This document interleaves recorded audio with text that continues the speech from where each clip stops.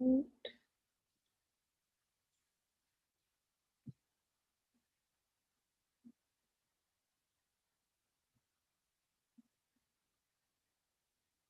if you're catching us going live on YouTube as we're preparing, we'll be starting in about 15 minutes. If you want to participate in the Zoom, make sure you go onto your FinalWorks account like this and go ahead and log on in there. And James will have this active in just a minute.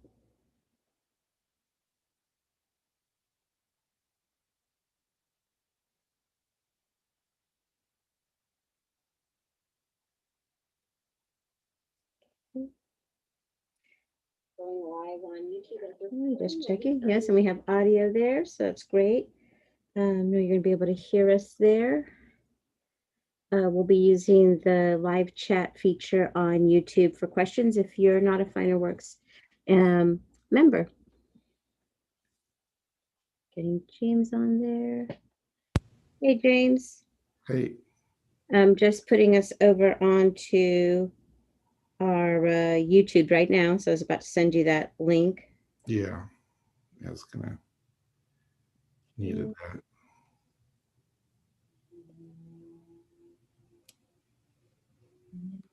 Share yes. The link. Send that to you. Well, let me make sure I actually have it sitting on the right place. I want to make sure we are under Tuesday.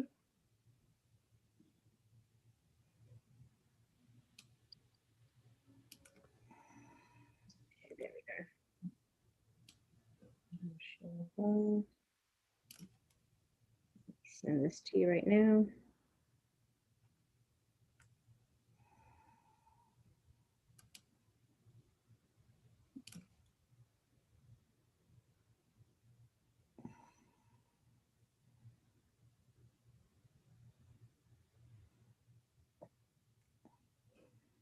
Okay.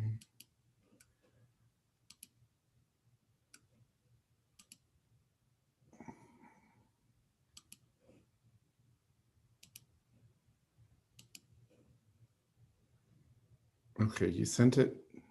It's coming right now. There you go. Gotta wait for Gmail to send that over to you. Should have had you just put it in the chat because Oh, that's true. I could do that too. Let me do that. Let me pull it up. That sometimes goes faster. By the time I do this over here, you'll probably end up getting it. yeah. Oh, here we go. Now I got it. Okay, good. That way I don't have to put the player up loud on here. Okay. Okay.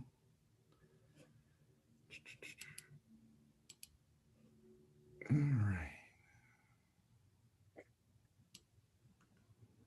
And we got about 6 minutes or so before we start going live. Let people and just check here what we have.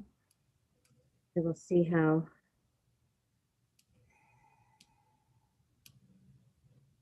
kind of audience we get for. Okay. And the great thing about this is that, guys, if you are not able to catch us live and ask your questions, this immediately goes up on our YouTube under our First Tuesday playlist. And you can go ahead and just rewatch it there and ask questions. And you can either put a question in the comments of the video, or you can go ahead and send them to me, Melissa at finalworks.com. And Yeah, you just have to go to our YouTube channel, our FinerWorks YouTube channel, and they'll look there for that playlist. And James does keep them up on the dashboard throughout the month, it seems like, right, James? Is that your plan with that? Yeah, I linked to the live. I'm not sure what happens if with the live link if that automatically redirects or not. Yeah, I think it does. We have Jim's is on there. I think it might actually take them. to there. Let me watch it. And the link for the YouTube is also placed on our Facebook, again, to rewatch. So I think if you click on videos on the Facebook page, it'll bring up all of the videos that we've posted to the page, which are mostly the uh, all of the first Tuesdays and first Thursday. And this was a weird month. It's one of those months where first Thursday came before first Tuesday. So I know that throws a lot of people off. And I know I had some people asking if we were still doing this because we have first Tuesday today. We are. So not, like I said, whatever the audience is, we do this for you. If you're watching live, we'll do it for you. We'll have it there available if you end up watching later on. Yeah, yeah. I failed to um, tell many people about it um, early on, so we may have a little bit of a sparser crowd. Plus, Yeah. yeah, And being we do have, what do you call, we have some people getting in there. Okay, we have Carolyn. I'll get ready to start. I guess I can go ahead and start admitting people, right? yeah, yeah. It's Go ahead. 6:29. I'm just going to go ahead and let it go as opened. I'll enable the waiting room. Hi, Carolyn. Let's see, let's get you in here. All right. I think she's, I do post it into our Geo Galleries, our group there. And Carolyn, if you have your audio speakers on an analog speaker, go ahead and hit mute on your mic just so it doesn't have feedback. And I post also in a couple of other artists' Facebook group pages and like private groups and wherever I can, just to, wherever artists can find resources, I kind of put them on there. Maybe have to start advertising them maybe in Glassfire. Let that go. That's got a really good. Hello, Carolyn. Thank you for joining us. We'll be starting in about a couple of more minutes or so. Melissa, how come my virtual background looks so much more realistic than yours? I don't know. I wonder that too. Kind of like that virtual shop, like that virtual work thing you got going there. It just looks so real. Yeah, my virtual coffee mug. Yeah. And we have you on mute right now, Carolyn. So if you need to speak, just unmute it so we can hear you, and maybe turn down your volume a little bit if you hear feedback. Okay, now I'm not very good at Zoom, so I don't know Okay. how to make a lovely background such as you two have. Yeah. For artists and photographers, it's great. You just load your pictures in, and at the bottom of your Zoom bar where your video icon is, it has a drop down, and then from there you can select pictures for your background. So Oh, thank yeah, you. I always think it's great when I do some of these Zoom meetings with artists when they have some of their works as their virtual backgrounds, because it's great because if you get on any really big Zooms, it's nice to have your work showing out there. I'm always hustling, showing art. So Super. yeah, so great. Thank you. Yeah, no problem. Thank you. We start in about a minute. Yeah, we'll start in a minute. I'm gonna grab a really quick. I'm gonna go grab a bottle of water before we start, James. Okay, let's see. I'm just making sure I have everything. It's nice to have your work showing out there. Yeah. Okay.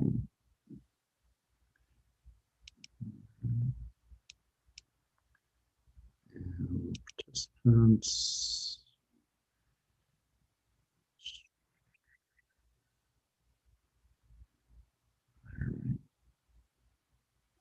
All right. Should I, you want me to post something on our website right before we get started? That the Zoom live meeting is going on right now? Sure. Okay, let me see. On there. We're about 6:30 right now. Get ready to start. Yeah, this will take me about about a minute to do. No problem. And the great thing on all of our, like I said, these are all available for immediate playback. We finish about 8 o'clock, and that's all Central Times. They're available on our YouTube channel, and we have a playlist that says First Tuesdays and the First Thursdays with Jim Landers videos. So you're able to watch them if you miss anything, or if you have to exit. Totally understand. And Carolyn, this is great because you get to go ahead just whenever you have a question, just unmute yourself, or you can put it in the chat if you want to. There, at the bottom part of your bar, there's a little chat feature there. If you don't see it, you can go maybe under more, and it might be there too, just depending on what your bar looks like. Okay. There's the chat, so I have it there. And Am I it? Am I your only person? You might be tonight. We did, everybody got confused with the first Thursday, first Tuesday, because this month, first Thursday came first and Right. Tuesday came second. So I was getting through our social. I was getting the confusion through there, and I was like, I put the date on. I had, we have a countdown going on our Instagram, so it's just going to depend. If everybody gets confused, it's all right. Like I said, they're ready for playback. But the great thing is, Carolyn, any questions, you kind of get to represent the customer base. You're representing artists across, the globe. And if there's any questions you have, you can let us know. Oh, shoot. I shoot, that's No scary. pressure. You can, if you think of something, if we're talking about something and it sounds confusing, just chime in and you let us know, because I will. we hear it every day. Yeah, wait. Oh, It's crap. good to get the feedback. You can keep yourself on mute if you'd like. Okay, let me just check our Instagram that I have Oh, no. a discussion group going on there. Manage your expectations. Okay. Live chat. And same thing, if you're all watching on, we have a few people watching there on YouTube, you can go ahead and just hit the live chat feature. And we have somebody else coming in. Oh, this isn't good. Just go ahead on the bottom part of your bar on your Zoom. You just hover over it and you'll see that microphone on the left, and you can hit mute. Jeffrey, we have a few people coming in, James, so I'll give a little more. I can't get my volume to work. Shoot. Oh, you can't turn it back on to hear us? Yeah. We hear you fine. Oh, there it goes. Okay. Okay, we hear you fine. So if anybody wants to, you can keep your, like I said, you can keep your mics on mute. And when you have a question, just unmute. And you can just use that Zoom bar at the bottom. And a few people popping up. And we have a few people joining us there on YouTube.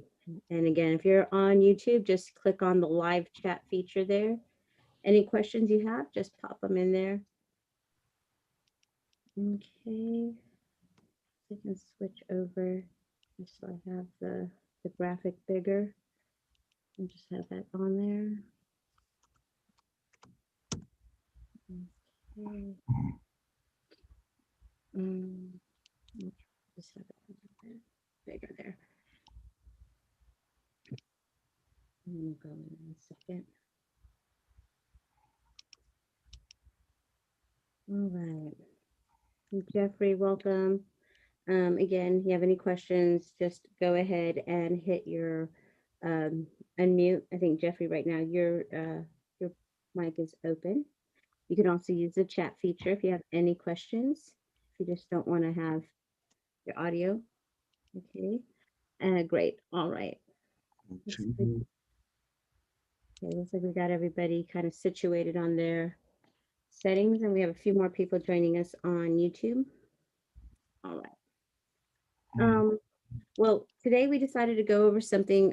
It's something we deal with at Finer Works too. It's managing the customer's expectations, and that is something that we wanted to kind of convey some tips and strategies on on kind of handling your online stores, because many of our customers actually have their own Etsy's, their Shopify. If you've looked on our integrations, you see a lot of those on there. And some have their own shopping carts um, on their own web pages. So we wanted to give you guys some tips about, talking about the turnaround times and showing product images of your pieces so that people know what they're getting. And this kind of eliminates a lot of back and forth with customers. It really does eliminate a lot of the refunds, things like that you have to do. We just kind of wanted to talk about some of those today, and I'm just gonna get this. And James, is there anything you wanted to say before we start? No, I guess I'll let you you kind of start us off, and then I'll chime in when you're ready. Yeah, okay. Well, these are going to be some of, like I said, there's like several strategies that I thought of, just kind of preparing for this. And mine are always, the first one is give clear and realistic timelines for delivery. I think that's the first and foremost, because that's a lot of what, I think that's probably one of the biggest complaints on e-commerce. Would you agree with that, James?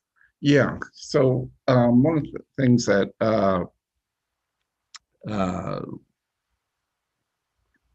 lot of users kind of miss, and when I say users, I'm talking about, say, people that order from us or people that are ordering from our users' websites, is they might miss the fine print. What I mean by fine print is the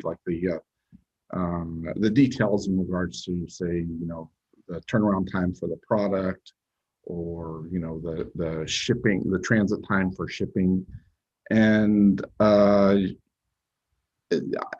won't say it happens all the time, but it does happen uh, often enough where it's something that you need to consider, is that people are used to placing the order and getting it on their doorstep the next day. And when it comes to fine art, many times these products are being produced right from the from scratch. I won't say it happens all the time, but it does happen. But Julie, welcome. If you can turn down your mic onto mute, just so we don't get the feedback from your speakers. Thank you. Thank you. Yeah. So anyway, as I was saying, is a lot of times that users are used to getting things right away. And so you may have customers that are placing orders on your website for your artwork, for your prints, for your photographs. And if you don't clarify that there might be a production time, and unless you have everything ready to go, sitting on a shelf, ready to just drop into a photo mailer or print mailer, chances are that order is not going to be ready to go out right away. If you're having your orders drop shipped by us, we have to produce those prints, because we don't sit on a stack of them once you set them up in your virtual inventory, ready to go. They haven't been produced. And those production times, we calculate averages, and we look at averages, and we post our averages. And Melissa is showing you on screen what those average time frames are, but they're not set in stone either. So you want to make sure you provide your customers a realistic time frame. Now, my suggestion is always, what is the saying? Under promise, over deliver. Mm-hmm. The correct way of wording it. I don't quite word it exactly that way, but that's the gist of what I believe is you always provide your customers make them pleasantly surprised by by providing them more that than you're promising. And the same goes with turnaround time. So if the average production time, say for a stretched and mounted canvas print, is 3 business days, and you're selling a stretched and mounted canvas print of your design, okay, tell your customer 5 business days is your average. And then when they get it, when it ships, when you send them tracking information within 2 or 3 business days, they feel like that you've really, you've expedited their order for them. Now, it becomes a little different with the holiday season and during certain times of the year where a lot of people are ordering prints as gifts, and they're in those times of the year, you'll find that your own orders are going to increase, but so do ours. So if you're relying on a company like us to drop ship your orders, then that turnaround time is going to be extended. You may, if you have the ability, consider ordering in bulk beforehand, so you have those orders ready to go out. Or if at least, maybe give you an example. We have one user that orders, she orders a lot of 11 by 14 fine art paper prints, just a simple print. And she will have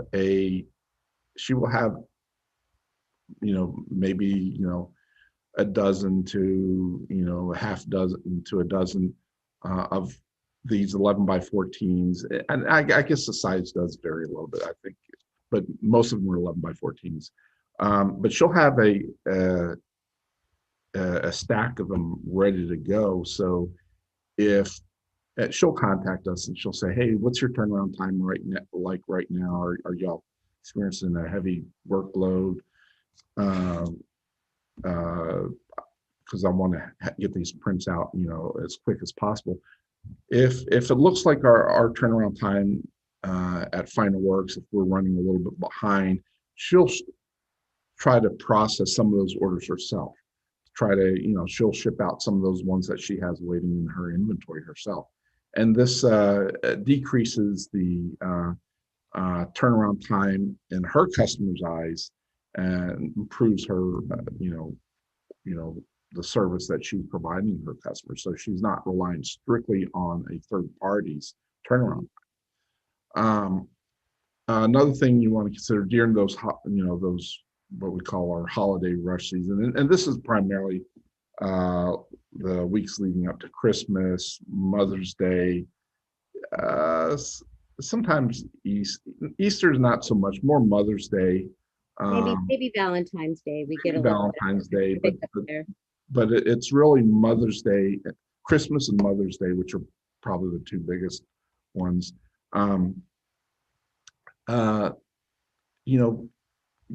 Create a deadline. Say, hey, look, order by this particular date in order to get it by this particular date, and then clarify that people can still order. Don't discourage people from ordering from you, but just let them know that that order may not arrive until after Mother's Day. Now, I'll give you a little, I'll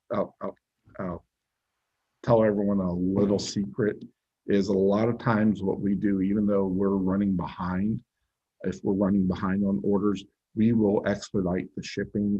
In other words, we'll upgrade the shipping when possible, so that even though that the production time took longer, the transit time is faster, so that people aren't waiting, an incredibly long period of time for their order. But just kind of keep all that in mind. You have your production time and you have your shipping or your transit time.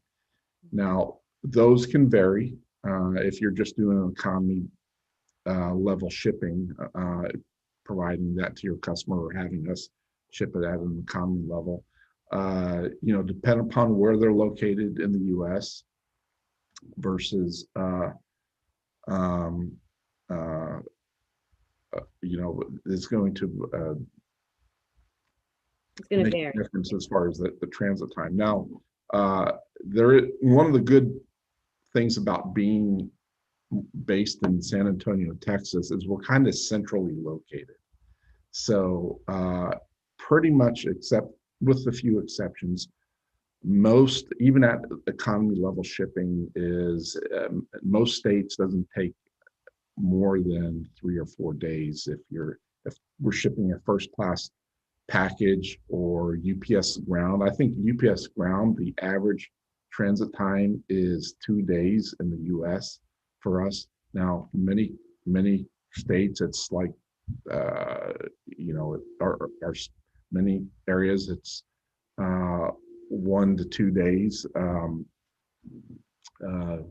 like Louisiana, Oklahoma, Melissa's showing you the map. Most of those are 2 days, but even still, ground is averaging 2 days. And the other thing is UPS now does deliver on ground packages in most major metropolitan areas, does deliver on Saturdays in those areas. So just like the post office. So that definitely helps. But consider, uh, if you feel it's worth it, consider even expediting the shipping yourself, ordering it at a 2nd-day air or 3-day shipping. We do have priority mail shipping. Now, priority mail shipping typically is supposed to, on average, take about 2 days, 2 business days, or 2 post office days, I should say, because it includes Saturday. So a lot of orders can go, if you select economy, they may end up just going priority mail after all, just because of the size or the weight. So anyway, providing your customers a realistic expectation and the time that they place the order and the time that it gets in their hands, that has to be done on your website, in your Etsy shop, but it should be done prominently in a fashion where they are going to see it. Now, not everyone's going to see it. Some people are going to miss it, and they're going to blame me for it. But And you can fix everything. yeah, take it in stride. So I think that covers that aspect. Was there anything else you wanted me to touch on that, Melissa? No, like I said, what you were just saying about going ahead and one of our offsite, or what would this be, like our extra, or what would we call honeycomb proverbs, James? They are, we call honeycomb proverbs our test subject. Okay. We try to do this to stay informed about what you guys need on your site, especially as Etsy users. Etsy, we have quite a bit of Etsy users. Do y'all ship outside? Yes, we do, Julie. We do ship internationally. I'll go back to that in a second. But as you can see, we're prepping here for Mother's Day on here, and even in the social posts, we're giving all this. We're saying, here for non-personalized framed items, order by April 16th to get there. And even at the bottom, here's the deadlines that the shop is trying to do, because Noelle does do personalized, and she needs time. So there's actually 2 production times on here. She needs time to do the customizing, where she has to put somebody's name, maybe a photo on some of those. So there's her production time. Plus, she also has to give a final draft to her clients before the order is finally submitted to final work. So you need to make sure you think about your timelines. Don't don't corner yourself in such a thing that you want to try to make something as fast as you can. There's things you can, which is awesome with virtual inventory. But with print on demand, you want to make sure, if you're doing something, that you don't give yourself too much stress. Okay, because the holidays are going to be stressful. And if you're doing something with your art or your photography, where you're doing any kind of personalization, make sure to give yourself that time as well. Yeah. said, what Noelle's doing here is perfect. You know, she's letting her customers know when they put the orders in, if this is due for a Mother's Day gift, it's this Sunday. If it's personalized, all those orders have to be in. Other Yeah. stuff she's got that is basically virtual inventory, she can go ahead and put those orders in pretty quick, and they can be right on out. Like Yeah. things like this that are basically no names, no nothing. It's maybe just a quote. Having stuff like that. This Yeah, and the personalized products are probably the more difficult one, and this particular website is a good example of personalized stuff, and you can just do a search on uh, either on the website or on her Etsy shop to really kind of get an idea of what those products are like.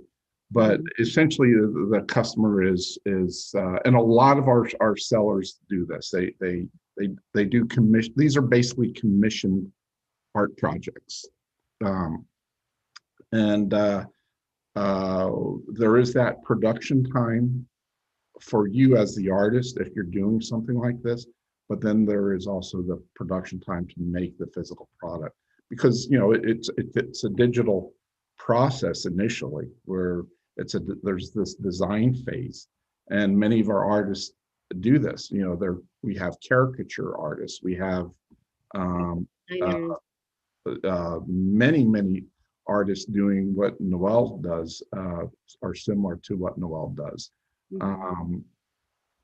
Um, there's sometimes they're portrait photographers, that have to do the photo editing, and there's that editing phase that portrait sessions require in many cases, and so that prep work. So just kind of pace yourself, especially if it's leading up to a holiday, so that you have that time span. Many times with custom work, though, your customers are going to be understanding if you say, "Hey, there's this. I'm not going to be able to have this for you. Overnight." The, they tend to be, just from what I've seen, that they tend to be accepting of an order is going to take a little longer, because it's being tailor. They understand it's being tailor made for them. It's being custom made for them, and a lot of times they appreciate that. Say, hey, it takes a little longer, but I want to make sure everything's right for you. Mhm. And like I said, I mean, Noelle's site is a really good site, especially a lot of y'all who are starting your Etsy sites or you're starting your websites. We get a lot of questions about is there some samples y'all can give. We can't give out a lot of our customer information out, but Honeycomb Proverbs is part, it's part of the Finer Works thing. Like I said, it started out as a kind of a testing so that we could understand your needs on the selling side, and so that we have the website. She has an Etsy site as well. We're able to do this, but as you can see, Noelle has a great photos here and mock-ups. She does really good detail here where you have a zoom feature on her website, so you could see that the grain of wood for these wood portraits. Um, and then she gives a lot of good product description here on the side For, as for well. those for those of you wondering, Noelle used to some of you all may know Noelle, because she used to um, be one of Customer our service. Right?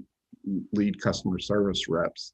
But after after the COVID thing hit about a year ago, she went to just running the Honeycomb Proverbs website and Etsy shop full Yeah. time, and it became its own entity, its own. So It, what you see when you go there to get ideas, just understand these are actually these are actual live working. Yep. online marketplaces where people are buying and selling. So she has done a lot to make sure that these sites are functional. These sites are Mhm. providing the information to the buyers. So like Melissa said, if you want to see a good example, this is a great one that you can look at. We're reluctant to share our clients' websites without their permission, but this, since technically we own it, owns these. I don't think anyone will get mad. Uh, and like I said, I'll put a link in the YouTube chat in a little while so y'all can get to this if you need to. Yeah. Is the online marketplace like this through you? Yeah. We have an online marketplace called Geo Galleries, and it is a different, it is a totally different marketplace. Just because actually it's from our old gallery system. If those of you who were a Fineworks customer for 2019, we used to have a gallery feature, and it wasn't like a presentation. It was more like your inventory files and your inventory item view. James did amazing work and got us, because that's what he does. He got geo galleries on so that our customers could go ahead and have another online platform, especially, and it timed out well because nobody was anticipating COVID. And as many of our clients lost their art fairs and art shows and gallery shows, this gave them a option to quickly go ahead and have an online presence to sell. So it's a little bit different than what Noelle has. I believe Noelle uses Shopify for her website, correct, Yeah, James? yeah, Shopify for the website, and then of course there is the Etsy shop as well, which is basically the same type of products, but selling via the Etsy marketplace. Whereas GeoGalleries is independent of those. It's run off of uh, it's directly connected to Fineworks. Matter of fact, we took the Fineworks website, a lot of the features in Fineworks, and we shared it with GeoGalleries so that it's accessing the same database and so forth. But it revolves around a person's inventory files and virtual inventory that they create in their account. So, so you're able to post those products that you produce uh, in your virtual inventory and make those available for sale at GeoGalleries. Yeah, and the great thing about now with what we're handling tonight is, those of you who have to do direct communication with your collectors because they're buying off of your Etsy shop or your website. With Geo Galleries, what's different is you will not be dealing directly with your customers. We get the order in. It's just like if you had prints at a gallery, brick and mortar place, right? They sell it. The only great thing is, 30 days after a sale, we pay through PayPal. And the great thing is you get the buyer's information on your, Yeah. on your My Sales dashboard in there. So you're able to go ahead and kind of go ahead and send those thank you notes, those follow-ups that you have in there. So that is like one of the nice things about GeoGallery. It's kind of like an online gallery representation, Yeah. and we take care of the orders. So if there's a customer who says, I'm not getting this order in time, GeoGalleries takes care of that, or actually us at Fineworks, our customer service takes care of the buyers from Yeah, GeoGalleries. Slightly different. yeah, we use GeoGalleries uses Fineworks' entire infrastructure from both production and customer service to handle those sales, and website as well. So that matter of fact, to give you how seamlessly it's integrated, when a GeoGallery order comes in, it goes into our normal production queue just as like a Fineworks order. So, and it gets, you know, the processing starts right away. So with You don't have to move the order over yeah, from you don't supplier. even have to monitor it. You don't have to maintain. Now we do encourage you to let people know about your GeoGalleries website or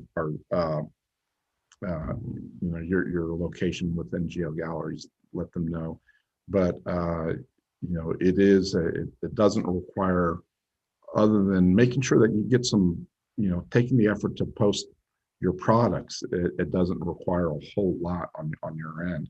And like she said, the great thing, like Melissa said, the great thing about GeoGalleries is that even though these buyers are our customers, Finerworks customers, we share that customer data with the artist. So if You're able to build those emailing databases and stuff like that. yeah, now we don't share, if someone buys, let's say, you have, you know, let's say Bob Ross, and just an artist happened to be named Bob Ross.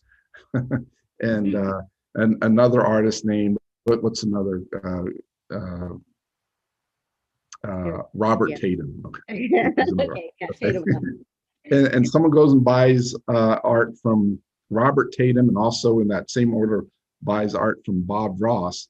Um, uh, uh, Robert Tatum and Bob Ross will both get that customer information. But if that person only buys from Bob Ross, but not Robert Tatum, only Bob Ross gets to see that information. Yeah. So we're not sharing every single. You don't see that what other if they bought different artists' work, you Yeah. won't see that information. And the platform works with a lot of that cross promoting.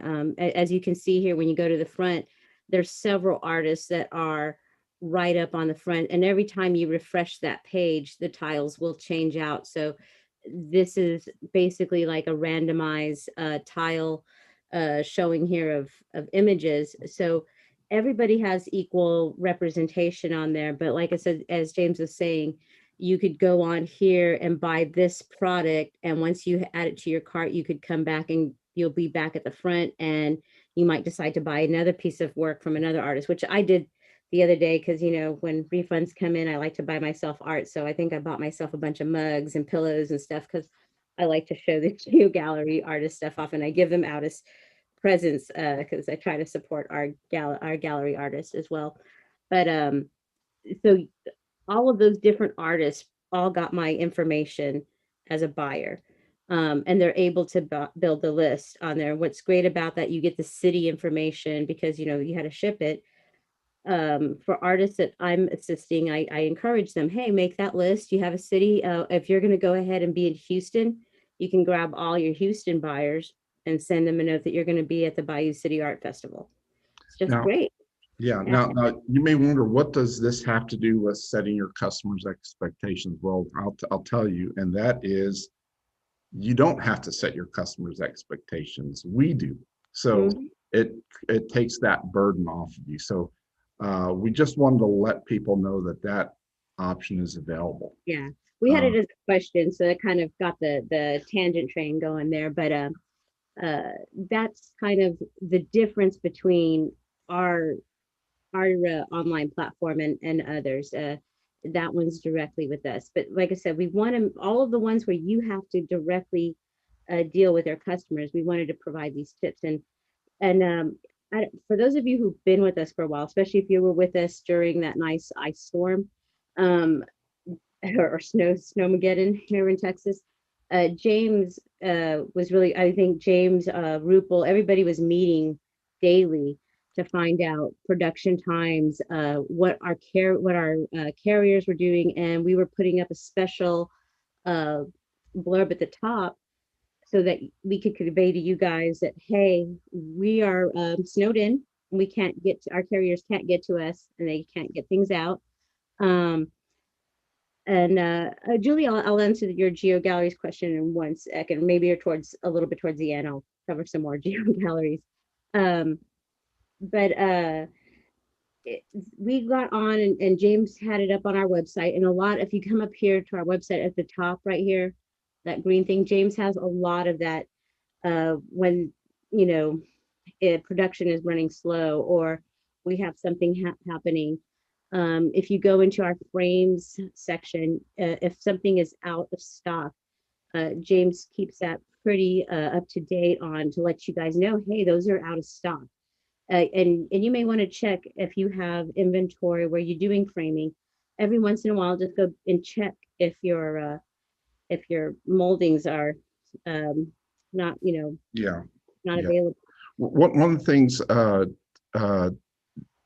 I would highly recommend is have in the back of your mind some alternative replacement options. Now, what I mean by that, and this is not, and I don't want to scare anyone into thinking that this happens all the time, but over the past year, a lot of products, there are a lot of the base products, like for instance, have this coffee mug. Okay, this was a dye sublimation coffee mug. Okay, um, a lot of times our suppliers are having trouble getting these at the rate that they used to. There's been more restrictions for importing products from China or from certain European countries. So just have in the back of the mind, say, hey, kind of plan B, there's certain papers that are produced in Europe that there's a shortage on. Now, we're fortunately well stocked on those papers, but a lot of companies are running into issues getting some of those fine art papers because of problems getting them from the mills that they're being produced in France and in Germany and so forth. So kind of have that in the back of your mind. And the same thing goes with framing. Now, a lot of these frames that you see behind me, a lot of these are not produced in the United States. A lot of them are produced in Thailand, they're produced in Vietnam, they're produced in China. And and these frames, and a lot of people think, oh, well, I only want to buy high quality frames. Well, those are the high quality frames nowadays. There are a few, I don't want to say a few, there are American made molding companies. But once companies like Larson Jewell or Mega Molding, the Big. huge company, the companies that provide to your typical mom and pop frame shop or Hobby Lobby or Michael's, once they run out of inventory, they're out for usually 4 to 6 weeks until they get another shipment in. Mhm. And so they're not stocking up at the level that they are. So now a lot of times what we'll do is we will, let me show you an example. This particular molding, we can actually get, well, I'm sorry, this is not that's a bad example. Are you looking for Alpha Black? Yeah, our standard black. Okay, here we go. Mhm. This particular molding is just a basic black. Now we actually get the same profile, the same color. We can get this from 3 different companies. Now this is the Gallery Economy, Okay. most popular one. So generally it's from one molding company, but a lot of times we'll substitute. So you won't really be able to tell the difference, but there'll be times where we have to let the customer know to say, hey, look, we just ran out, we can't get that particular molding again for X number of weeks. Would you be open to a similar molding that looks a lot like it, maybe not exactly the same? So just kind of keep that in the back of your mind. Let your customer know if it's a drop ship order. Say, hey, be honest with them. Say, hey, I just ran out of, that frame just went out of stock, and try to help them with an alternative. A lot of times, if we can find a suitable alternative, we'll match the price, even if it's a little bit more. Yeah. So because we don't want you to be out anything. But with picture framing is one of the best things you can do to help sell your artwork and also increase your profits.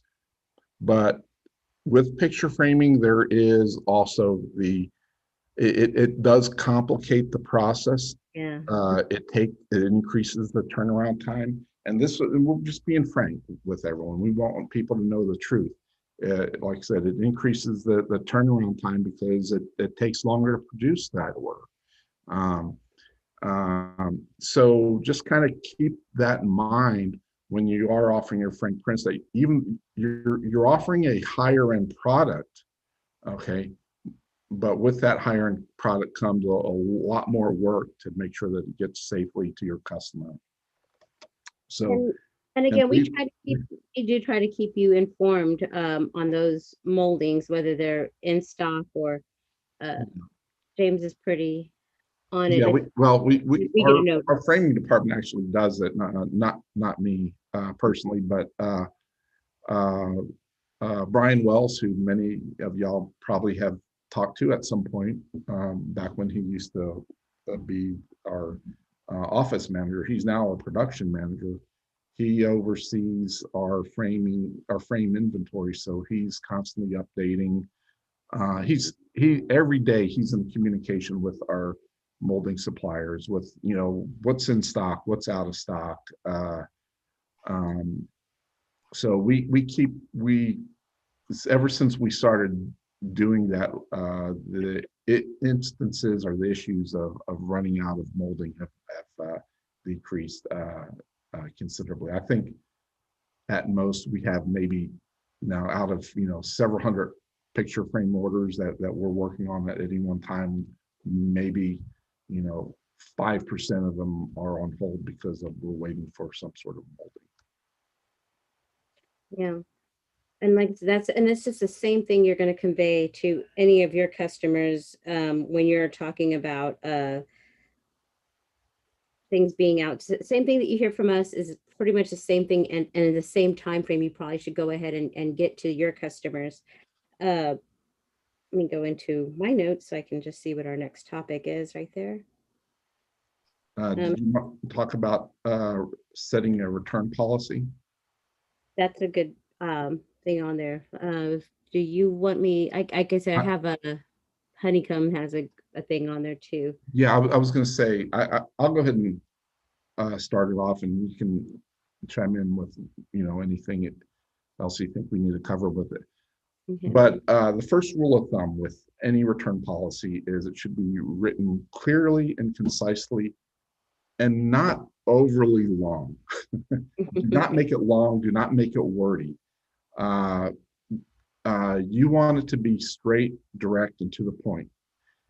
That's assuming you have a return policy, or your return policy, regardless, you should have a return policy. Even if it's, I don't accept returns, that's your return policy.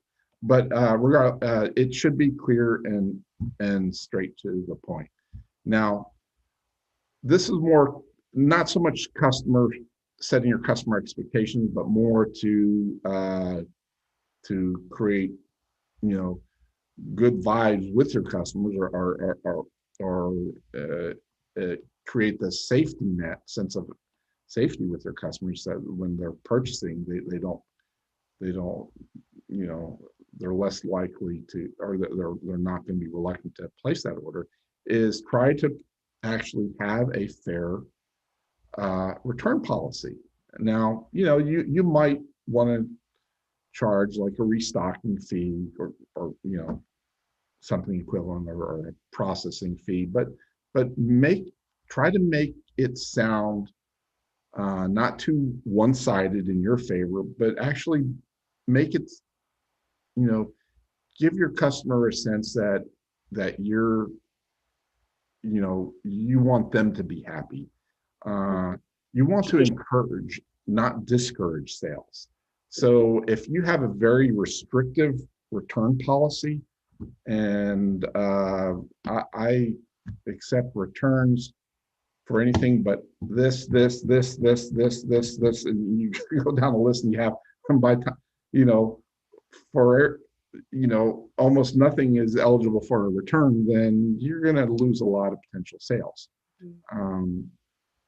Expect returns. There are always going to be returns. Someone's not happy with, it's not what they expected, or it's, it's turned out it was too much money. They couldn't find a frame for it, what have you, or they just were having a bad day and they decided they didn't like it after all. So you're going to have returns, and don't take those personally. Just be sure you're willing to honor that return as quickly and as fast as possible. With try to provide as few headaches for that customers as you can, because there's a good chance that they could come back to you and reorder from you. And so if you make that return policy and that return process as pain-free as possible, then you're less likely to risk losing that customer for good. Yeah, and having that, like I said, in some cases, guys, like, and I know people are like, oh my God, I don't know what I'm gonna do. When you're doing something like a print on demand service with your art and photography, going to your the order person who's going to order fulfill, like in our case, Finer Works, you could go and see what our return policy is. And in some cases, I mean, we do. I'll get questions from people. Can I just copy paste from your website? And we're fine with that. Because those are going to be the same guidelines. So whenever you're trying to build your site or build your store, you're more than welcome to kind of mimic what we have up on our site. And that'll help. Yeah. And if you do your own orders and process, you may find things you might tweak. In some cases, one of the artists that I've worked with forgot to include, because they forgot with commissions, all sales are final. With original works, you might want to toss that in there because that's not for the print on demand stuff, obviously. So all sales are final, and because art is always subjective. Person bought a commission piece and the wife didn't like it, so you have to make sure you can start with this as a good base, and just make sure you tweak it to be inclusive of everything you have. If you're doing t-shirts and uh wallets and things off of a different one, then you want to make sure that you look on there, because they might not honor any of the refunds, and you might have to go ahead and add on here, like you have frames, mats, and glazings, but you might have to say, t-shirts and wallets are not, all sales are final. So you just just have this as your nice guideline to go through and have that on your site.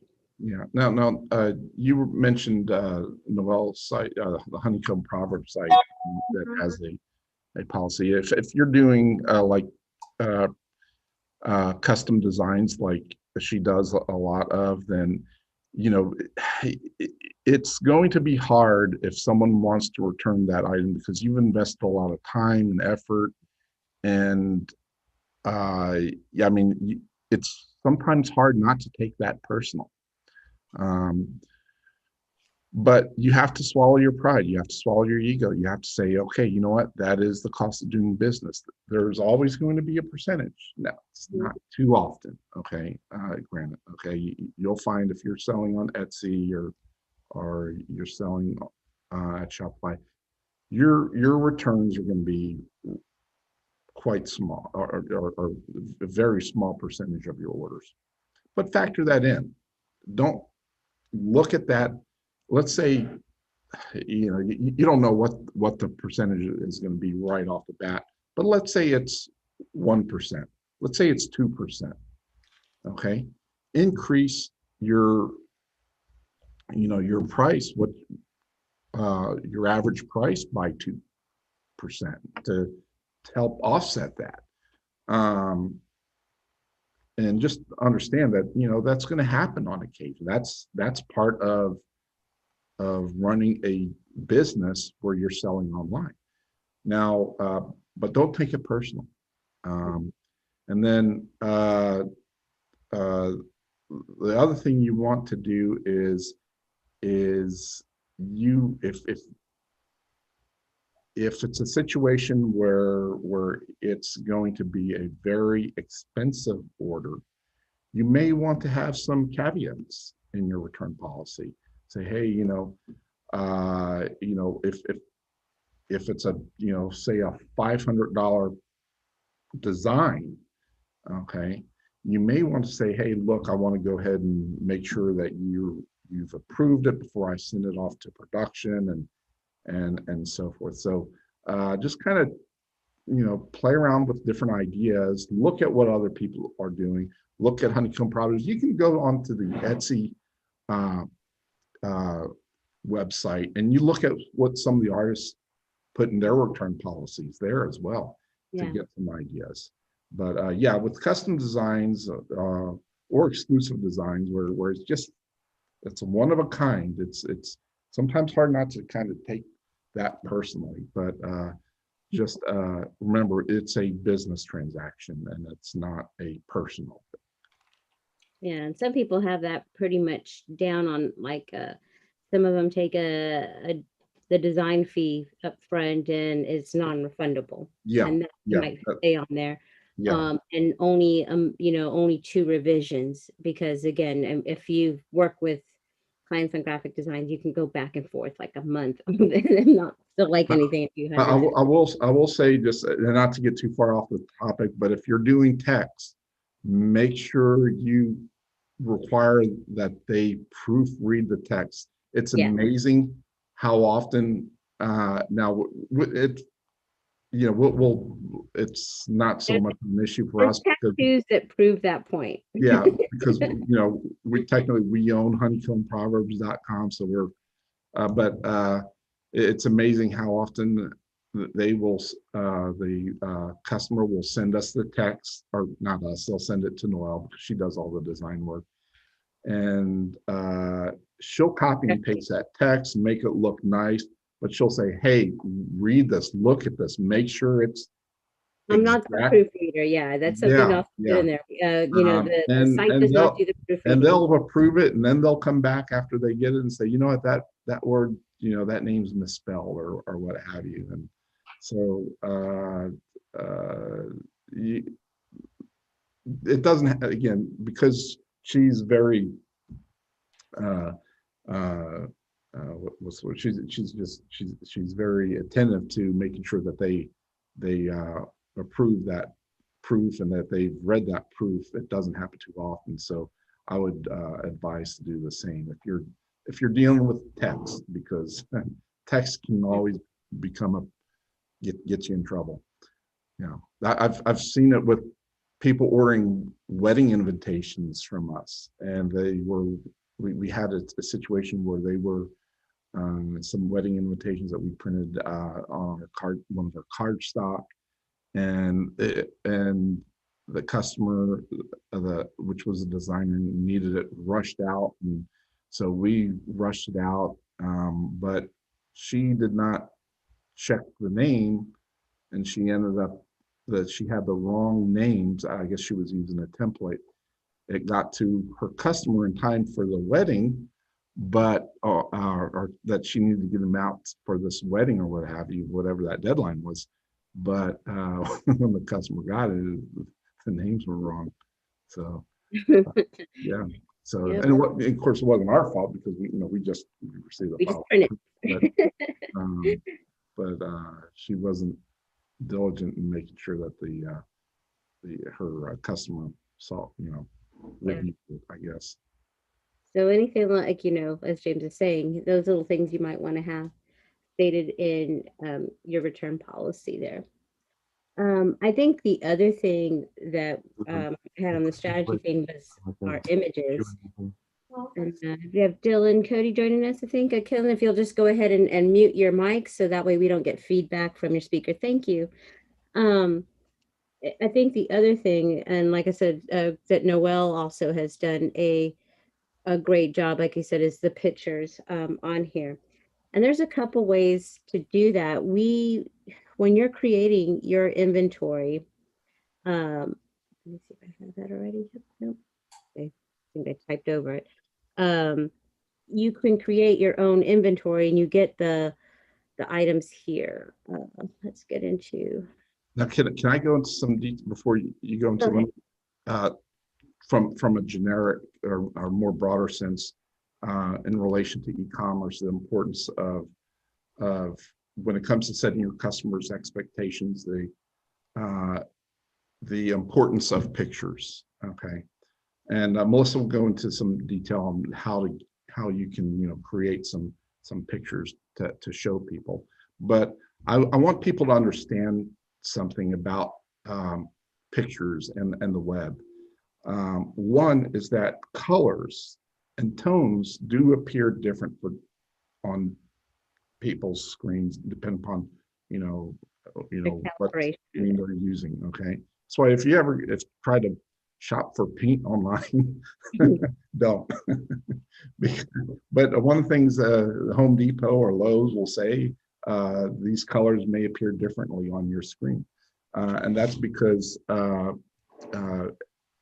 screens depend upon a person's laptop, their computer, their tablet, what have you. The color settings on that colors can look a little different. So I don't want to. I would be reluctant to say put on my product description is that colors and tones may appear different when viewed in person or in real life. But if it becomes a problem, keep that, you might at some point need to put that on there. So just kind of keep that in mind. If you start getting people complaining about, hey, the colors don't look like it looks on the website, and I don't see that happen too often with artists selling their work online. But if it does happen, and I'm talking about not, if it happens a bunch of times, consider putting some sort of disclaimer on it. Again, it's you probably won't have to do it, but just be aware it is possible. But colors do appear differently. So,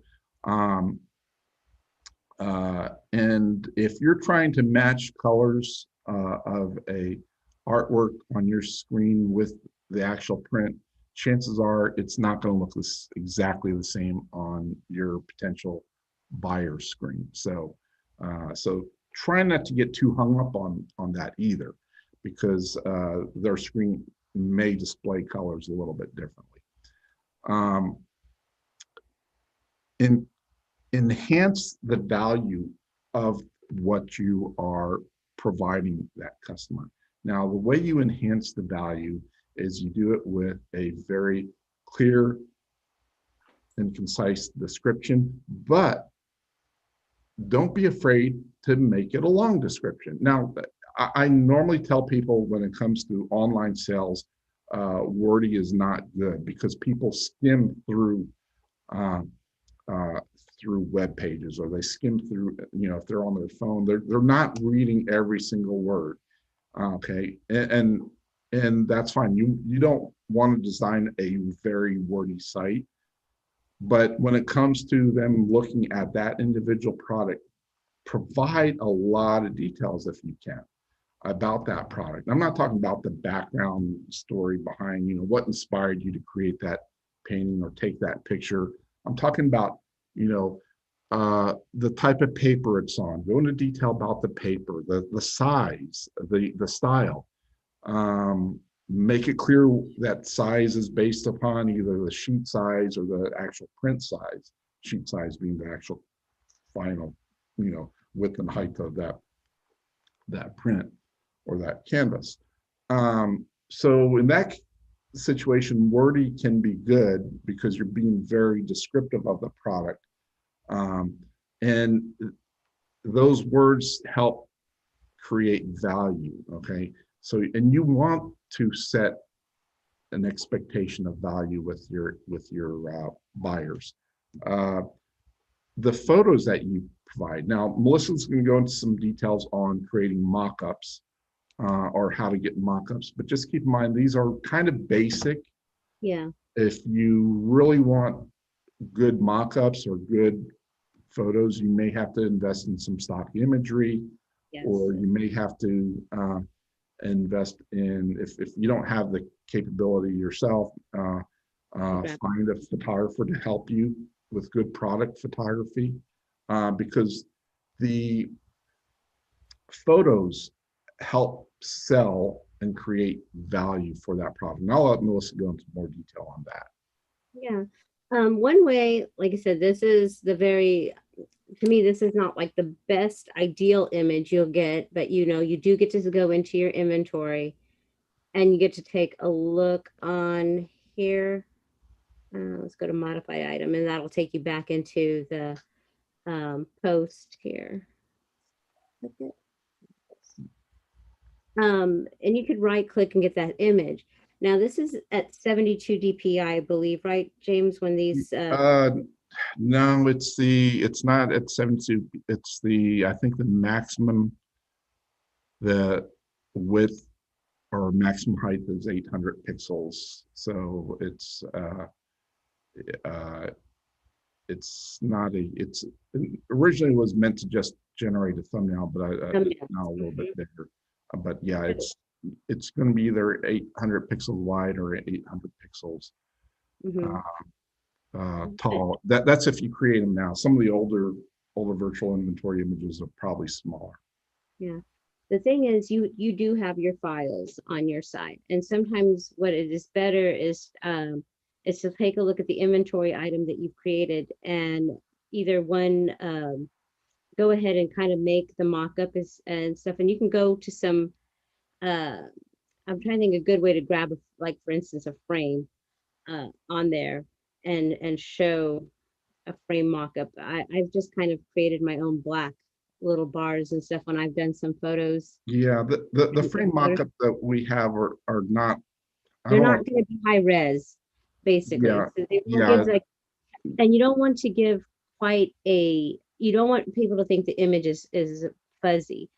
Like I said, I've kind of gone through, and this is going to be, again, as James was saying, based on your skill, and kind of try to make my own version of the frames on here. So if you have that skill and you can do that and you have the original file, obviously, you're able to drop it and create it and do the drop shadow effect on there and create something on there. Like Noelle, I believe she pretty much does all of her own images. And in some cases, if you have either ordered your pieces before for a show or for a, that you were mailing out maybe previously, or you get samples.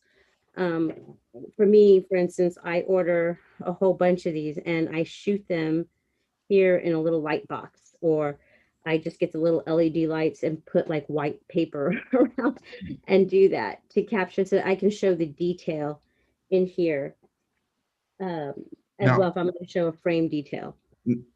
Now, one of actually, it's I can think of probably at least two right off the bat. Two of our frequent users. What they do is, and I think both of them are. I know one is maybe they both are selling on Shopify. Have a Shopify website. Is what they do is they display their artwork as a basic print. 11 by 14, 16 by 20, whatever it is. Okay. And so but then they have like 3 or 4 different sizes. Okay. And it's really about people seeing the artwork on the screen. And then they just simply have a drop down that says, like what Noelle has, a panel 40 by 24. But she may have,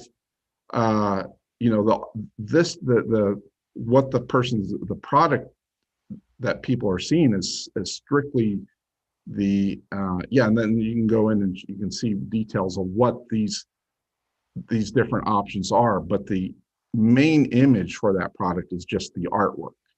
So but then you provide separate images that can be used across all your products that represent the frame style, or in this case, the metal style. Now, these two customers, I was thinking, I didn't even realize Noelle did that, but they both of them have 3 different frame molding styles that they offer: a black, a white, and then natural. Okay, and so they have some uh, actually their photographs. They ordered these frames by themselves, and they just took some really good pictures of these frames and say, hey, these are the options the frame options you have for all this artwork. Choose a black, choose a white, or choose a natural tone frames, and these are what those frames look like. So it's a simple process to set up on a site like Shopify. And again, a place, having those images of what those frames look like. Yeah, granted, it's not the perfect mock-up, doesn't show what that artwork looks exactly like in that frame, but still, it creates that sense of value because the Mhm. customer does see, get an idea of what the frame does look like. Again, and it's going to depend on your end result of how you want them showing up on your website. In some cases, depending on what site you go to, you may only have a small thumbnail version, kind of like we have for geo galleries. Mhm. In this case, you may need higher res photos for the zoom option, Yeah. the magnifying option on Shopify. And you're going to have to use a program like Photoshop to really get Yeah. uh, that kind of imagery, unfortunately. And I find really with the magnifying thing here, sometimes you really do need to have the product photographed for you. It's just Yeah, it shows better when you're going to do the magnifying. Like I said, with frames, the more ornate ones, I like to just get in as close as I can to shoot some of the detail in yeah, there. yeah. To give you an example of, we did when we first started offering metal prints. The product pictures that I had were not the best, and they really didn't show much. And then I had a few customers say, hey, like the prints, but man, they're a lot thinner than I thought. Yeah. So we had to go in and make sure we had some decent photos, to represent what the metal print actually was, because we don't want people to be, you know, Surprised you got it. disappointed in what they were getting. Yeah, and there's different finishings also on your end product. Sometimes those are hard to show because I get the acrylic, for instance, versus maybe a gloss metal. There's it's something that you really just cannot. There's going to be things you cannot really convey, no matter how much you shoot, no matter. Mhm. In that place, that's when some of the verbiage on text giving that what it's going to entail in there, what it's made out of, the weight. That's when those kind of details are really important in the text. This is another client of ours too. I know I could do this because I've been his assistant for a long time. So, but even creating photos that have the mock up like this, where it is showing it kind of in a room, uh if you're able to go ahead and scale them depending on what you do, like if you have like a large canvas print that's going to be up there, like I said, it's 4 foot by 5 foot, and you want to kind of give some of these photos to have on your site, those are also good ones to kind of help somebody kind of envision it in their room. Where can people get some of those background images? Do I know that Shutterstock is one. Of course, you have to pay for those. Isn't Hmm. what is that? There's a free service out there, isn't there? I was looking for it earlier because I knew there was, and I was trying to find it just to have for this, and I was not coming Is up it in my searches. Dreamtime, something like that? I'll have to check, and what I can do is put that into Put that in our the, yeah, maybe in in the comments, because I know, because we'll mine, check it that room background image that you can just kind of put a mock-up print with a drop shadow. out. It's a Mhm. really cool effect, really helps to sell the artwork, but sometimes finding the right picture is hard. You know. Yeah, and then like I said, those are great for your website. You can have a little more leeway when you have stuff like from let me just check our chat right quick. You can with your social. So you can go ahead and okay, yeah, we'll get that link up for you guys. Um, on your social, you can kind of do stuff where you have customers who have given you snapshots of stuff, which we do on Finer Works a lot. Because one, we'd like to, see how things worked out for you guys. And secondly, artists buy from other artists. So we like promoting your artwork out there too, is having people shoot their own stuff of it and sharing that on your social. So Yeah, those are kind of like support pictures to what you have on your actual site where your cart is at. yeah. If you can get one of the things that I like to see is when the artists, and it helps their business quite a bit. They'll take it, they'll order some prints from us, and then they'll take a short video showing Mhm. those prints, an actual video, and then they'll post that on their Instagram or what have you, and then their customers will see that, and their customers are more likely to buy it because actually seeing more than just kind of uh, a photo online. They're seeing an actual video of a product, like that. So consider doing that if you're ordering some, order prints for your that you want to have in stock and you want to be able to sell. Consider taking some pictures. Mhm. Um, and showing those pictures, or not pictures, some video, and showing those videos on your Instagram or Facebook Some of post. these are really good where they've done side by side with the original work, right? Because everybody Yeah, wishes they could have the original work, and sometimes it's not quite possible. But yeah, owning a print, I own. I love buying prints. Right, I'm from silk screen prints to lithographs to anything. Um, and when I can't, whether the original work has sold or I can't quite afford it, the prints are great. Like Shepherd Fairies, like I'll buy all of his prints. I love seeing some of the work that he's done, like on murals and side by side with the prints are just those are great videos to have. so when you can provide those type of videos to your customers, again, and it's real easy to do, Mhm. just with your phone, like many of our customers do, can help your sales quite a bit. And if people have a good idea, a real good understanding as to what they're getting. Yeah. We do those with the unbox, so we get to see a lot of people will show us them opening their tubes or opening their box, and again, here's their print right next to their original on there, and those are great shots. And we get a lot of responses from that. Yeah, even the dog likes it. Yeah, it was dog approved. Yeah, yeah, So pictures do make a lot of difference in it. And like I said, you're doing them in two sides. You're doing them um, on your site where you're going to do so that a customer has a good idea, but having your social um, with photos, especially even photos from people who purchased it, or like I said, you yourself when you get your test prints or stuff like that, take pictures of those. And you can actually catch some of the details. We have a lot of customers that will shoot some really amazing detail, especially if you're somebody who gets like premium Jaclay uh, things, prints, and you're able to see that texture, and they photograph pretty well on there. Having those kind of images up for on your social does help your sales on your site. yeah. Um, And it, it's really, again, it comes down to setting the customer's expectations as to what they're getting, as well as increasing the perceived value of what they're buying.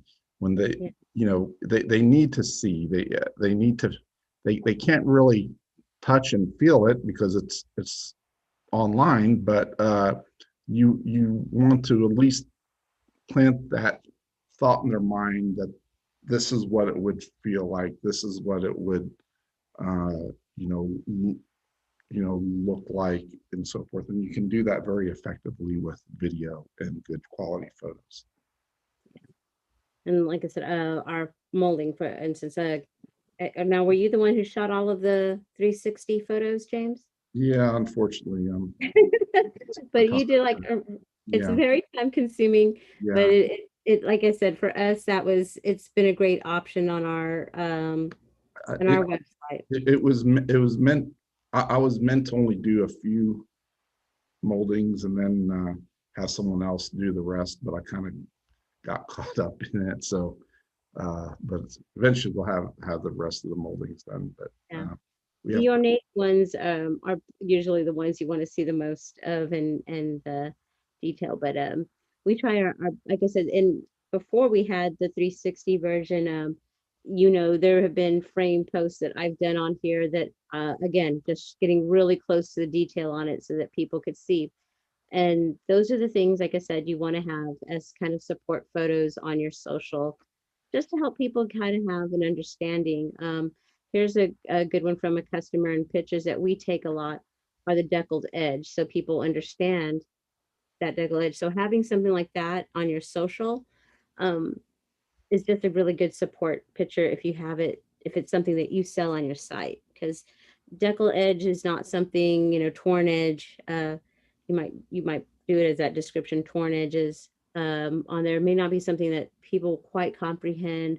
And sometimes really, no matter how many mock-ups you do or versions you do in Photoshop, it doesn't quite capture, I think, as well. yeah, that's a The hard one face. to artificially do. I mean, we try it within our in post, and I'm not real. I've never been happy with the results that we got with post. It doesn't, to me, it just doesn't look realistic. So that's almost one it's very hard to do artificially. You almost have to take Yeah, a, you have to have a whole thing out of it to really take a look at it and show. yeah, So, and in some cases like that, like I said, free customers might actually be a really great source of your picture, and you can just contact them and ask them if you're able to use that photo. yeah, Um, and that's what we do a lot of the times on our socials. We share everything. But this picture, for instance, is just a really quick type shot of some of our frames, but it's actually been something I've used to refer to other people when they're asking about framing, and they try to see the details. Before we had that 360, I was able to show some of these shots, and these are shot with a cell phone photo. So, but I'm so close, and I have LED lights all around that, so it's pretty well lit, and it lets the customers kind of see the texture, and sometimes the smoothest based on the sheen of some of the woods there. But those kind of things really do help out. So doing photos like that are a huge help to have on your site. Again, it just kind of gives the fulfillment of what the product's going to look like when the customer gets yeah. So we only have about 10 more minutes, and that. Yeah, I know. yeah, I guess I wanted to cover communication with your customers. Um, uh, I I wrote down a lot of information, just kind of brainstorming it, but I'm gonna try to, but I'm gonna try to go through it kind of quickly. Um, but one of the things about communicating with your customers, it, it's important because you may get questions before the customer makes a decision to buy, and you want to make sure that those questions are answered as thoroughly as possible.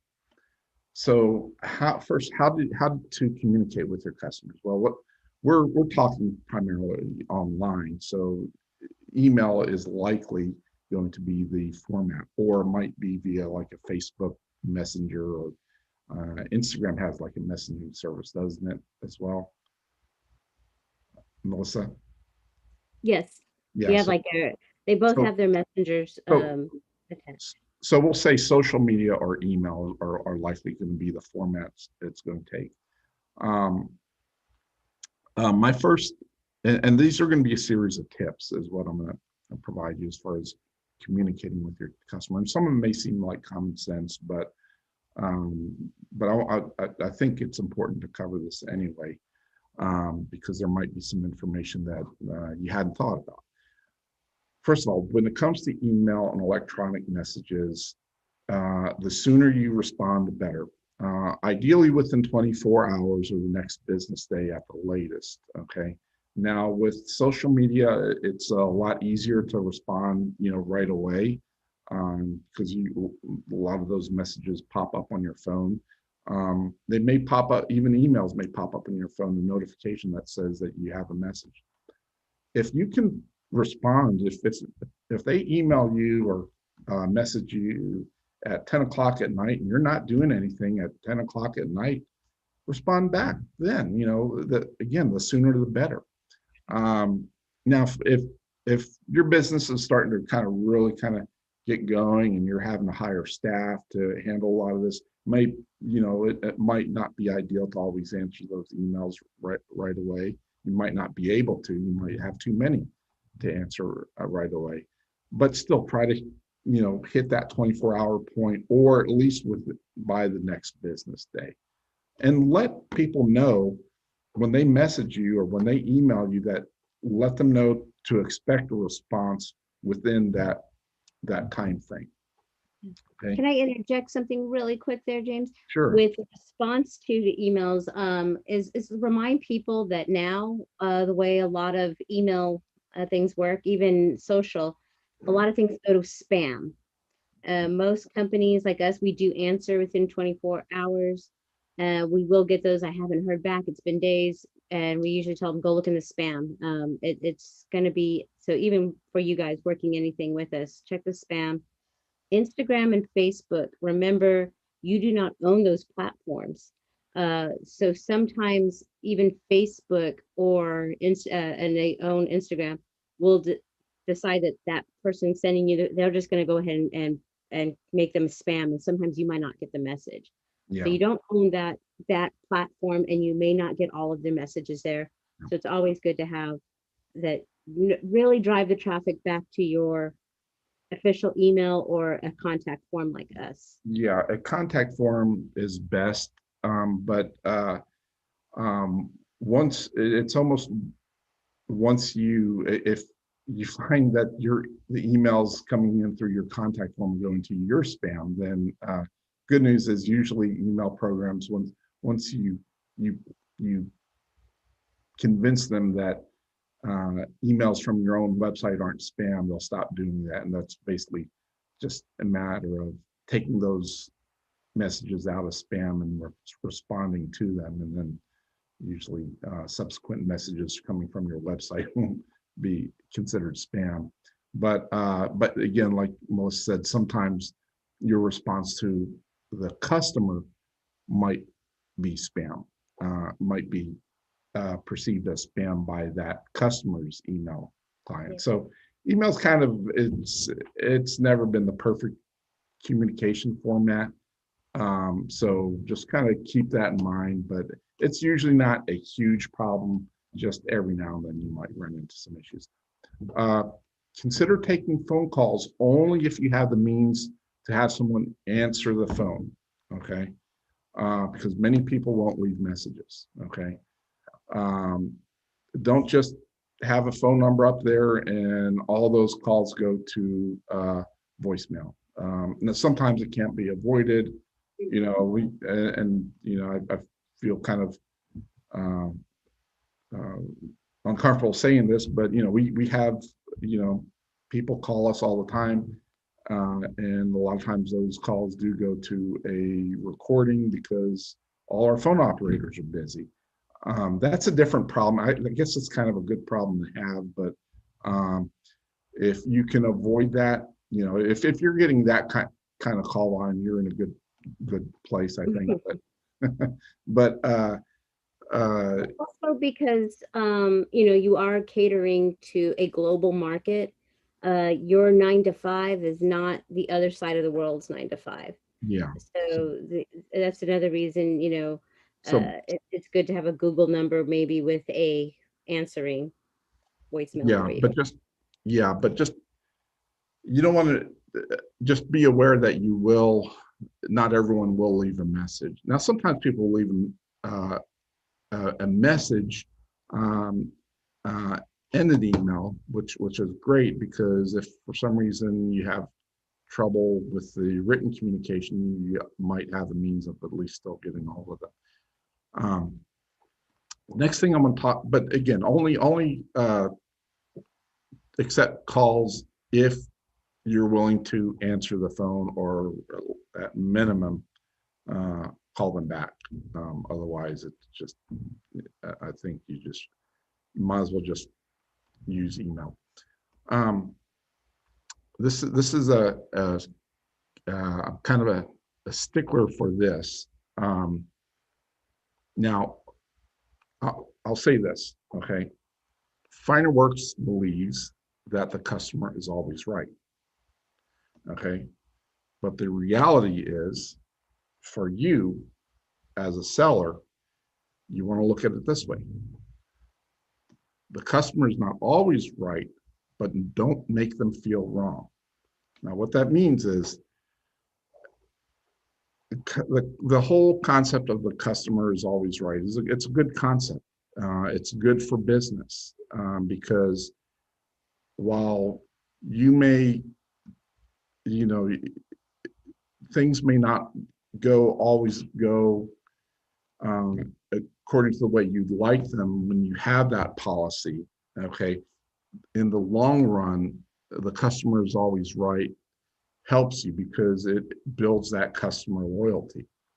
It improves that customer, that vendor, or that seller buyer relationship that you want to have, because that's really that's what makes your business succeed, is to have customers that are loyal to your business. I'll tell you a little story, and going a little bit over, but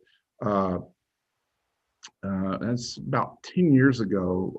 Finerworks was a lot smaller, and we were in a location, an office suite location with warehouse space and all that. So it wasn't a huge facility. I mean, we were operating out of only 2 or 3,000 square feet. I can't remember.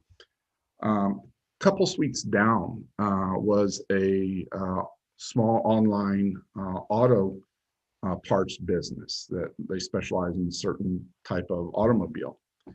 And when they came in, they were just rock and roll. They were just, I mean, they just started, they exploded overnight. But within a year, their business had dropped to just,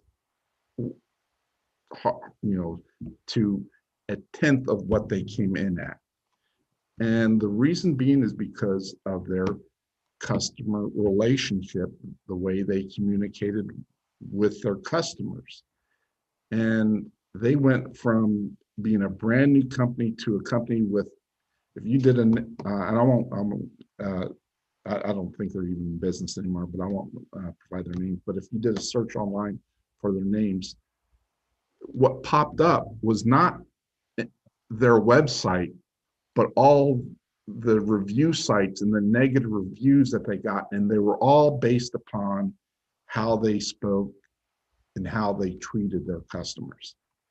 And so that is not what you want to do. You want to elevate your customers. Even if you feel that you are in the right and they are in the wrong, you still want to elevate your customers, because that buyer-seller relationship, that is a bond that you do not want to break when you can avoid it, because that is so important for the growth of your business. So that's what I meant by, they may not always be right, but don't make them feel wrong. Do everything you can to help them, to make them a satisfied customer. You're not going to make everyone happy, but do your best to try. Now, just a few more things, and then we'll have to close. But this is kind of my rule of thumb, and I think this is good advice for anyone that does not have the temperament for it. But do not deal directly with rude customers if you don't have the temperament for it. And I think that's self-explanatory, because I've known people that just, they're good people, but they have a hard time uh, dealing with negativity, whether it be people saying negative things about them or something that they do, and they take it too personal.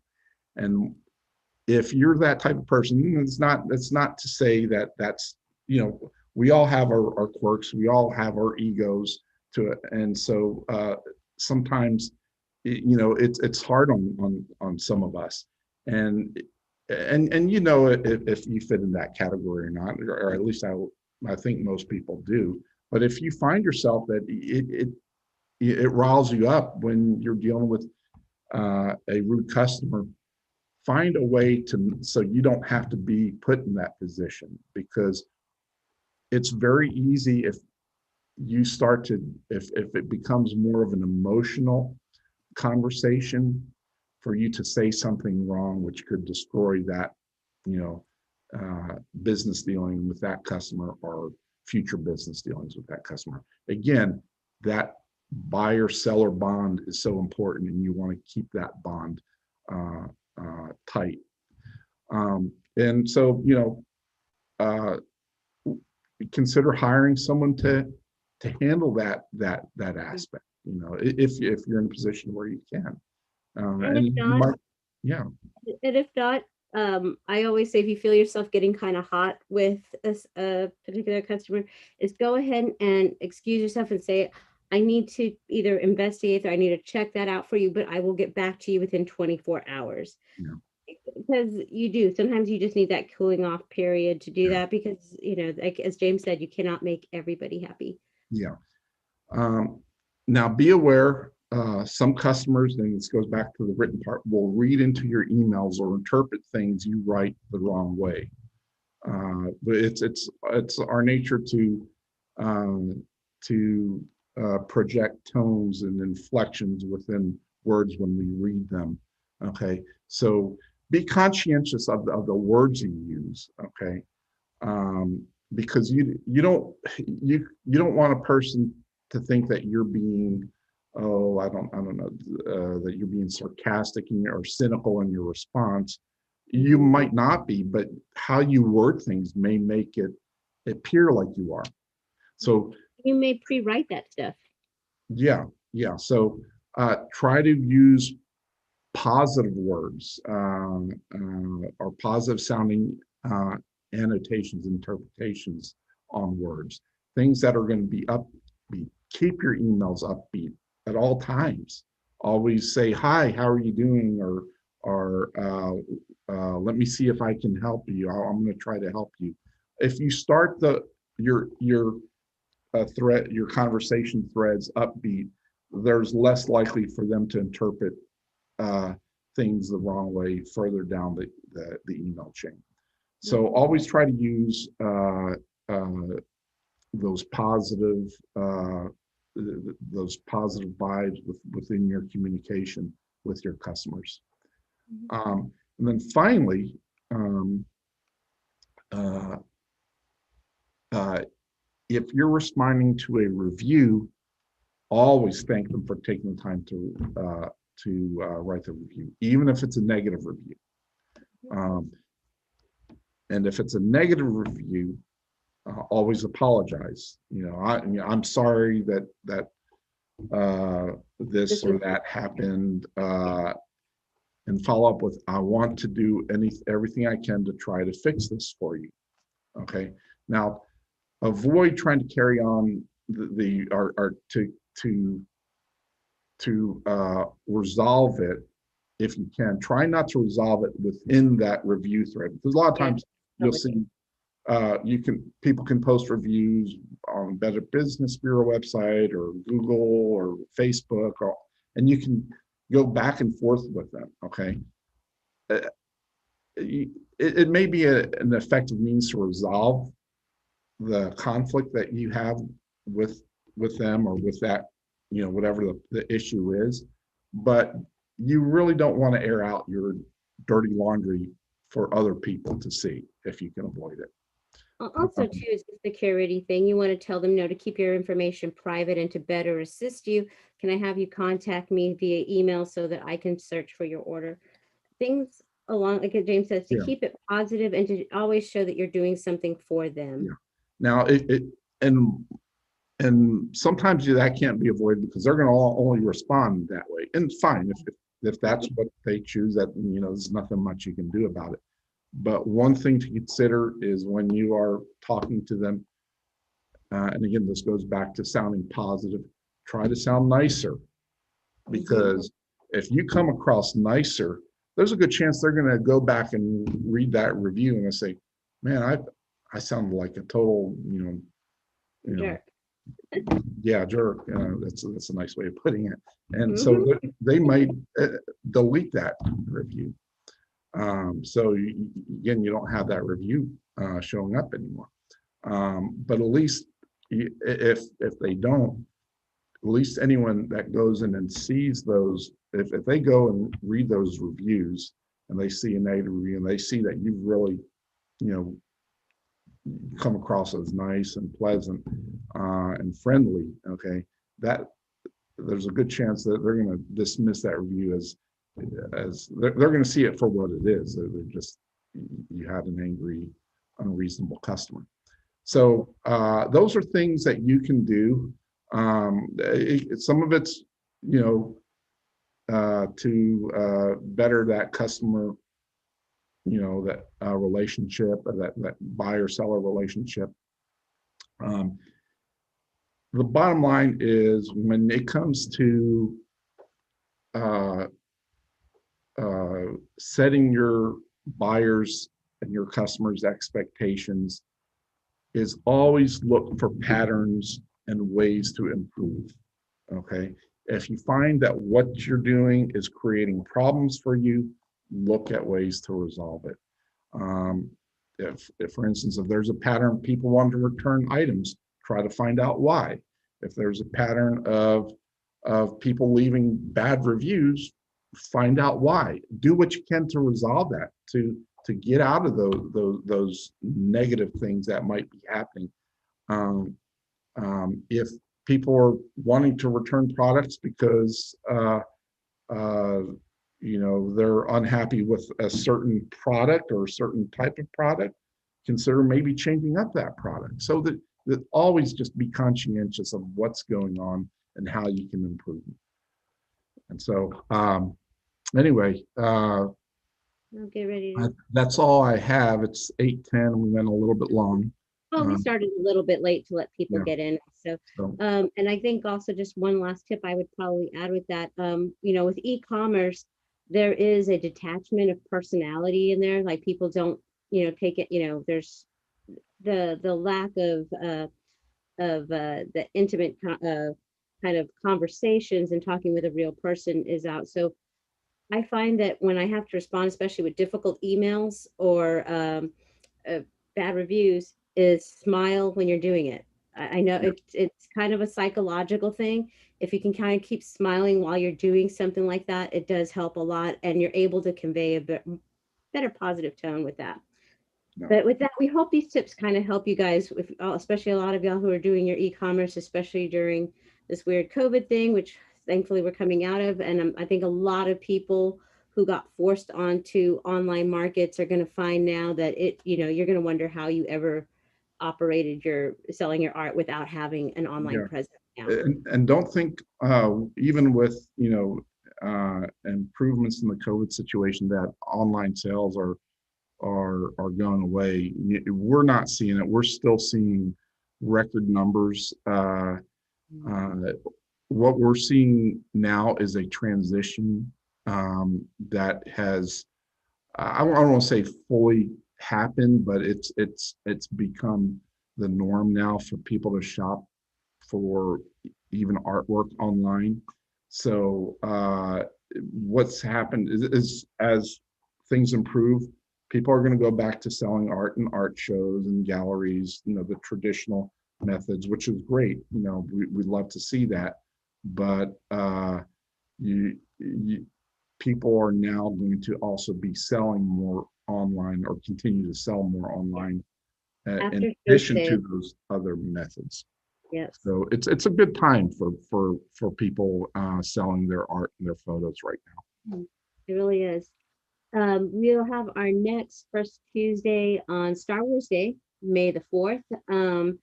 And we will be going ahead. I'm going to do something kind of different, guys. I'm have several of y'all reached out to, and it'll kind of be like an artist panel. And this is going to be artists that have bought different media from us and have done hand embellishments, because we do get that question a lot.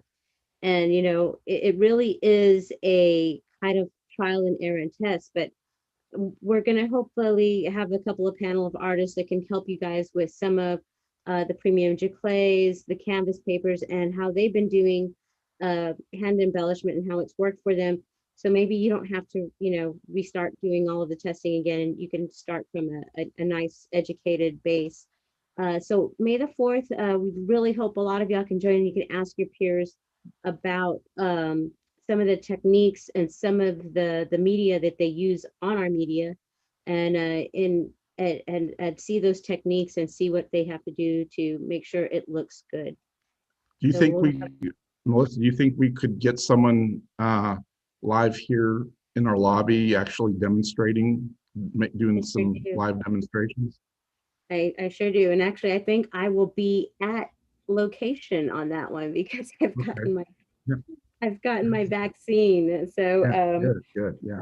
I'm going to be looking for. I love live paints. That's one of my big things. I love to go to galleries, but we will have a couple of local San Antonio artists that we'll probably have set up there in our lobby to go ahead and show you how they go ahead and get some of that, you know, from acrylics to water paints to spray paints onto our media. And so we hope you guys are joining us, and, you know, just kind of sign up there on our Final Works newsletter. Follow us on our social. You are most welcome, Jeff. Thank you for joining us, Jeffrey. And and we'd love to have you guys check that all out, and we hope it answers questions. We hope each and one of these sessions answers questions for you guys. And with that, I guess we'll go ahead and sign off unless you have anything else you want to conclude with, James. No, I think that's it. I better get home. Okay. It's getting late. All right. Well, you have a great one, everybody, and we'll see y'all next month. All right.